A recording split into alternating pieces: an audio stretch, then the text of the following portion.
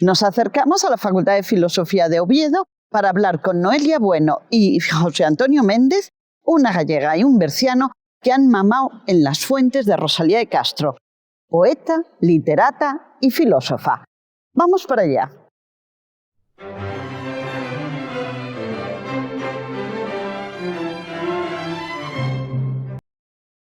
Hola, buenas. Vamos a hablar hoy de una pensadora que es a la vez poeta y filósofa, si son cosas que se pueden o se deben distinguir, que nos ha marcado a los dos por proveniencia, Rosalía de Castro. Noelia, tenemos con nosotros hoy a Noelia Bueno, que es especialista en la obra de Rosalía.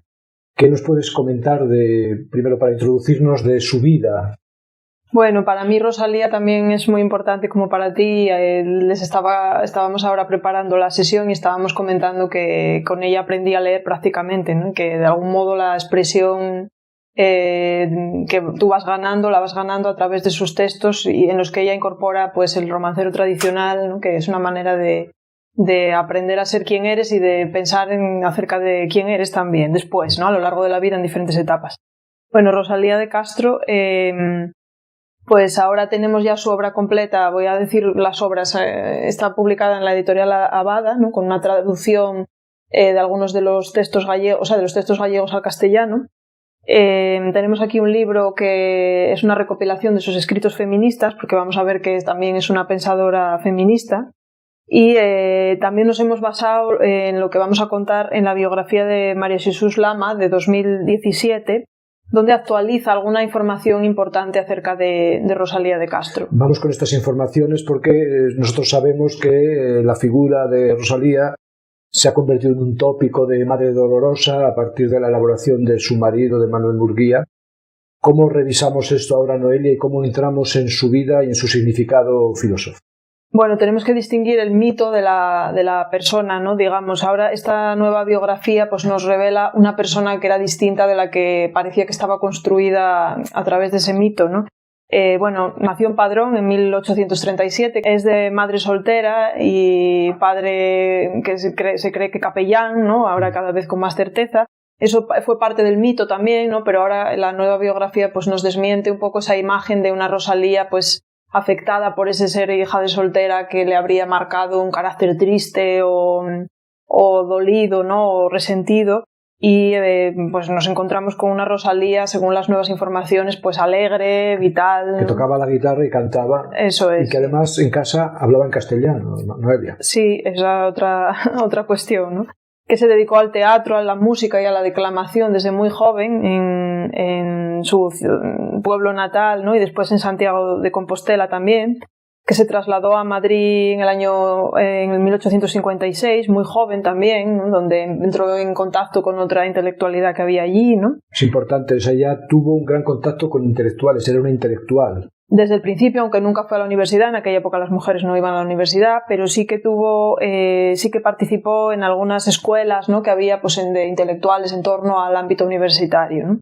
Y se formó de manera autodidacta, pero sí que es consciente de las mujeres intelectuales que la precedieron, ¿no? Entonces citan pues específicamente a Madame de Staël, a Fernán Caballero, por ejemplo, ¿no? Y a otras mujeres en cuya línea ella quiere insertarse, ¿no? Como intelectual, como pensadora, mujer, ¿no? Bueno, una de sus primeras publicaciones es La Flor, en el año 1856, ¿no? Después publicará Leaders, en 1858, donde es muy consciente de la situación de la mujer, ¿no? Y reivindica su libertad como mujer y como creadora, ¿no? Es muy interesante.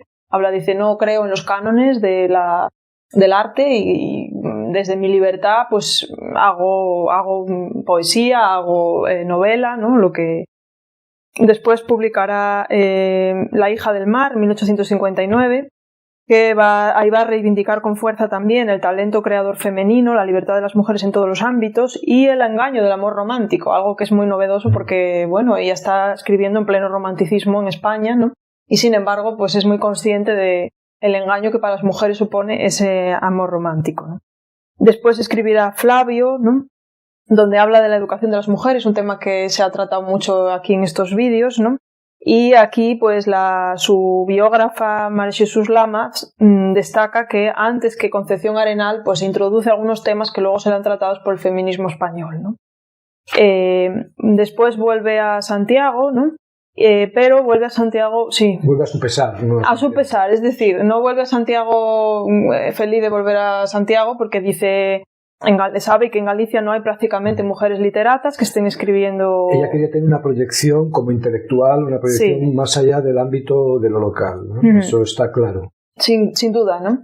Y desde luego de las mujeres que podía haber trabajando y de los hombres, nadie escribía en gallego. El gallego no estaba constituido como lengua con una gramática como lengua oficial, ¿no? Sino que era un hablar, ¿no? Sí, era una situación que se ve en la propia obra de Rosalía porque ella vacila en sus poemas con el uso del gallego, con las expresiones. Eso es. Entonces, bueno, su primera obra, digamos que importante, destacable, es Cantares Gallegos, 1862. Nos detenemos un poco, Noelia, en Cantares Gallegos, si te parece, ¿no? Claro. Porque además cumple esta doble función de intelectualización de lo popular, ¿no? Y de popularización de lo intelectual, ¿no? Eso ¿Qué nos puedes decir de las líneas de fuerza de Cantares Gallegos? Bueno, aquí, así muy en general, pues es una obra que está escrita en gallego y eso ya de por sí la convierte en una obra revolucionaria, por así decir, porque no había obra en gallego en esta época, ¿no? Sí que anteriormente, ¿no? Las cantigas de Alfonso X el Sabio estaban en gallego, pero curro, sí, claro.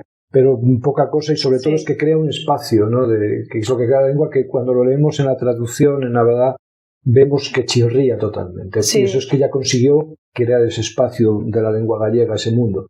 ¿Qué temas trataría? Bueno, aquí las canciones populares, porque ella recopila, hace una labor de recopilación de canciones populares gallegas, ¿no? Aquí no son objeto de un tratamiento antropológico, no le interesan como objeto antropológico o como objeto lingüístico, ¿no? Que también tienen ese valor, obviamente, ¿no? Pero para ella sirven como modelo estético y eso es lo interesante, ¿no? El objetivo es dignificar a los representantes de una forma de vida despreciada y a su lengua, ¿no? Entonces, desde ahí es de donde se plantea Cantares Gallegos. Ahora, si quieres, vamos al tema. Sí, que dentro de los Cantares Gallegos, ¿no? Ahí se muestra propiamente esta mirada desde lo afectivo que no blando, porque la tradición gallega tiene este estigma de que es una tradición doliente y que se queda en el mero lamento, y sin embargo nosotros asistimos en esta glosa a la elección de unos modos de mirar que son propiamente filosóficos, ¿no? Diría. Sí, yo creo que lo son, ¿no? Sí, que comentábamos la canción, ¿no? Como chove miudiño, que despacio llueve, o que delgado llueve, que fino llueve. Como aquí en esta canción se produce la fijación de la mirada en el detalle concreto, ¿no? La lluvia va mojando todos los campos, todas las cosas, de manera que lo singular, lo que está más cercano, es objeto de reflexión y de exposición. Y luego la otra parte del poema, cuando habla de la madre que recoge a sus hijos y piensa en su madre, y dice que aquí está el verdadero valor, ¿no? De las cosas, no en la gloria o en la fama, sino en el valor de lo pequeño. Sí, yo destacaría el valor de la vivencia concreta. Aparece, creo que en Cantares Gallegos y también posteriormente en Follas Novas, ¿no? La vivencia cotidiana que alivia, que cuida, que sostiene el mundo, y eso con la forma de la eticidad gallega, ¿no? Exactamente, que no es un episodio, sino es una forma de eticidad. Es un mundo de la vida del que después pueden aflorar instituciones, por decirlo así, políticas o artísticas o filosóficas. Sí, esa forma de la eticidad gallega pues alcanza una dignidad cultural compatible con y mediante la posibilidad de transmisión universal, ¿no? Ahí es donde está ese punto, pero que no renuncia a su concreción. O sea, es parte de esa vivencia concreta, la traduce a través de esa eticidad cultural y es universalizable en sus términos concretos, ¿no? Y sobre esto tengo un par de poemas aquí que no puedo resistir la tentación de leer, sobre esa como caso, ¿no? Uno es el que tú comentas. Yo comentaría, diría que este también, ¿no? Nun corruncho do teu leito, cariñosa, me abrigaches. Co teu manso caloriño, os fríos pés me quentastes. Sí, lo puedes decir en castellano también. Sí, leo la traducción. En un rincón de tu lecho, cariñosa, me abrigaste. Con tu calor manso y tibio, mis fríos pies calentaste. ¿No? O sea, pierde mucho con la traducción. La traducción sin duda pierde, pero la idea es esa, ¿no? Que es esa vivencia de que el calor del amor, del afecto, es el calentarte los pies, ¿no? Que es como se traduce la cercanía del cuerpo, ¿no? Que en el fondo pues es una manera de abrir el mundo. Fíjate que esto, por ejemplo, podríamos decir que anticipa 40 años toda la apertura del mundo desde el stimum heideggeriano, por ejemplo, elementos desde el talante o desde la forma de sentir el mundo. Sí, y hay otro más. Amén, miña bella, amén. Mais polas almas benditas, hoxe dormirés nun leito feito de palliña triga, xuntar do lar que vos quente ca borraliña encendida, e comerés un caldiño con patacas e navizas. Ella se refiere mucho al alimento, a la... Traduce. Leo la traducción. Amén, pobre vieja, amén. Mas por las almas benditas, hoy dormiréis en un lecho hecho de pajas mullidas, junto al hogar que os caliente con las brasas encendidas, y habéis de comer un caldo con patatas y navizas. Se refiere mucho a la comida típica de allí, al caldo gallego, ¿no? Que es lo que también calienta el cuerpo, no sé cómo decir, ¿no? Es una filosofía desde el cuerpo, desde lo cotidiano y de las necesidades del caldo, que es el alimento básico que se comía, se desayunaba y se cenaba, era prácticamente lo único que se comía, ¿no? Que en el fondo es la sangre social, ¿no? Sí, eso es. Bueno, ¿algo más sobre cantares gallegos? No, yo creo que hemos dicho, hablamos un poco sobre Follas Novas. Para pasar al siguiente libro, Follas Novas, hojas recién nacidas, ¿no? Sí. Las hojas que renuevan lo que era viejo, ¿no? ¿Qué decimos de Follas Novas? Es del año 1880 y yo creo que aquí pues el compromiso social se mantiene y se vuelve más consciente, por así decirlo. Así es. A la vez que profundiza en el yo poético, en gallego también, ¿no? Esta obra también está escrita en gallego. Hay un tema fundamental, ¿no? Que es el del sufrimiento, el de recoger las penas ajenas como si fueran propias, dice ella en el prólogo. A miña natural disposición, que non balde son muller, ¿no? A sentir como propias as penas alleas, ¿no? A sentir como propias las penas ajenas, como parte de esa sensibilidad femenina que ella reivindica desde lo que hoy llamaríamos un feminismo de la diferencia, ¿no?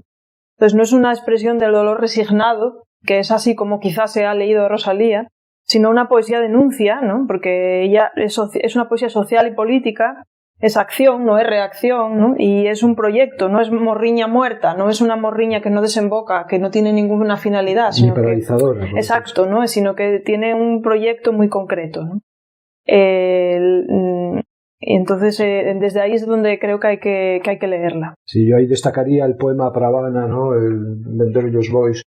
Le vendieron los bueyes, este relato de la emigración, porque en Follas Novas, en Cantares Galegos, bueno, es un canto alegre de la eticidad, pero aquí ya trata el problema de la emigración, el problema de la gente que queda, de la gente que se va, y cómo en este viaje, que es un viaje de desarraigo al que nosotros hoy estamos asistiendo, ¿no? Como territorio nuestro, en este viaje no hay en absoluto resignación, sino toda terra dos homes, toda la tierra es de los hombres, no aquel que non veu nunca máis que apropia añorancia o consome, no aquel que solo que se queda na suya es consumido por la ignorancia. Es un reto entonces y no es una morriña morta, no es una nostalgia paralizadora muerta, sino al contrario es el deseo de abrirse paso sin renegar entonces de la eticidad, o sea, que son las características de lo gallego, que no renuncia a la raíz allí donde se va, por eso tiene una estructura de nación, por decirlo así, en sentido potente, ¿no? La tierra madre es la tierra también padre después. Uh-huh.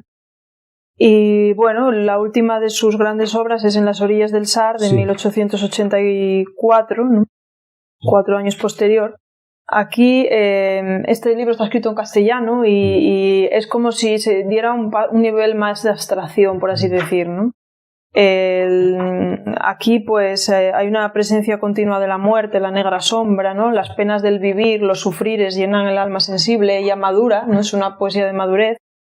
Esas penas vienen para quedarse, digamos que son como parte constitutiva de una, se instalan en lo más profundo, pero la presencia de la muerte es también la presencia propia del vivir gallego, ¿no? La presencia de la muerte que es propia del vivir gallego, que convive con las sombras, ¿no? Entonces, de algún modo se afirma, no es un pesimismo, un nihilismo vital, ¿no? Esto es una cuestión muy importante, Noelia, porque nosotros en las vivencias castellanas, en las coplas de Jorge Manrique, por ejemplo, hay un enfrentamiento como sereno con la muerte, un enfrentamiento casi como si la muerte fuera una alteridad necesaria, pero una alteridad, mientras que aquí la muerte forma parte de la mismidad, pero es una mismidad viva, bien viva, ¿no? Sí, eso justo iba a decir, ¿no? Que la muerte y el más allá no son finales definitivos, no es el mar en el que desemboca el río, ¿no? Son las sombras que conviven con la luz, ¿no? Y entonces es un claroscuro, no sé cómo. Por eso los muertos se aparecen también, ¿no? Eso es, sí. Nunca, no hay ni vida totalmente luminosa ni muerte totalmente oscura. Sí. Es un ir y venir que recoge la profundidad de lo real. Sí, la vida y la muerte están integradas y las aldeas de los vivos coexisten y conviven con las aldeas de los muertos, ¿no? Eso está pues muy presente en toda la manera que está, incluso en la lógica con la que se construyen estas poesías, sí. ¿no? Y luego, para terminar, Noelia, ya para rematar, como tercer gran bloque, querías trabajar una serie de conceptos, ¿no? Sobre el concepto de la mujer, el concepto de lo pobre, el concepto de la lengua como un elemento de conciencia, de opresión. Sí, eso está presente en toda su obra y es muy, muy interesante ver esa dimensión política y social de su obra. Insistimos en ello, ¿no? Conciencia de la opresión femenina, no hace una crítica al matrimonio, por ejemplo, que solo acaba salvándose por el valor que tiene para calentarte los pies en invierno, que no es poco, ¿no? Pero lo dice expresamente, dice, desde todos los puntos de vista esto es, ¿no? Una institución, pero al final una tiene que dormir con los pies calientes. Consciente de la opresión de la mujer, dice, yo en un momento dado, en una introducción a una de sus obras, dice, sé que estoy en el salón de mi casa, que si fuera un hombre me iría a caminar por el monte, pero no voy a caminar por el monte porque soy una mujer, me quedo en el salón de mi casa, ¿no? Entonces toda esa conciencia de la opresión femenina de muchas maneras, ¿no? Con matices muy interesantes. La maternidad aparece también, ¿no? Pues aparece expresada lo que significa la muerte de un hijo, por ejemplo. Hay un poema muy duro que cuenta la muerte de un hijo, ¿no? Hay otro, el maltrato a las mujeres, ¿no? Una mujer maltratada llega sangrando a su casa, ¿no? Pensando si los niños estarán dormidos, ¿no? O sea que encima de llevar sobre sí la violencia del maltrato, pues esa preocupación última que la constituye por sus hijos, ¿no? Eso es lo que hablábamos también al principio, es el chan de amor, el suelo de amor que llama ella, ¿no? Eso es, sí. Y bueno, la pobreza también, ¿no? La pobreza infantil, que parece que también es muy, muy interesante y como muy actual, pero que no es un tema tampoco específicamente de la época, ¿no? Pues ella es muy consciente. Hay por ahí otro poema que habla de un neno farrapento descalzo, ¿no? Que acaba pousando a cabeza en las pedras porque acaba pues muriendo de hambre, ¿no? La opresión por la lengua, ¿no? Ella reivindica la lengua que todavía nuestros padres han tenido que sentirse humillados por hablar, ¿no? Porque todavía se ha considerado una lengua que no era digna, ¿no? Sí, que no sabías hablar. Que no valía para expresar los grandes temas del pensamiento humano, ¿no? Pero ni siquiera de la vida cotidiana. Eso es, ¿no? Y aquí destacaría una película, O que arde, ¿no? Que para mí va muy en sintonía con esta... Lo que se quema, ¿no? Sí, con estas ideas, ¿no? Y luego la opresión del pueblo, ¿no? Gallego, ¿no? Como una opresión pues cultural, ¿no? Y finalmente hay otra forma de opresión más que también es muy interesante, que es la que tiene que ver con la falta del acceso a la cultura, al conocimiento y al analfabetismo. Es consciente del analfabetismo de la gente, hay algún poema donde aparece esto también, y del problema que eso supone a la hora de poder comunicarse y de ser libre en el fondo, ¿no? Y esto enlazaría también con su preocupación altamente intelectual, donde ella pondría en comunicación el querer hacer una obra grande en España y a la vez preocupada porque en cada rincón del país haya una cultura. Eso es, sí. Bueno, Noelia, pues muchas gracias y ya muchas gracias damos a ti. Esto por terminar. Y hasta la próxima.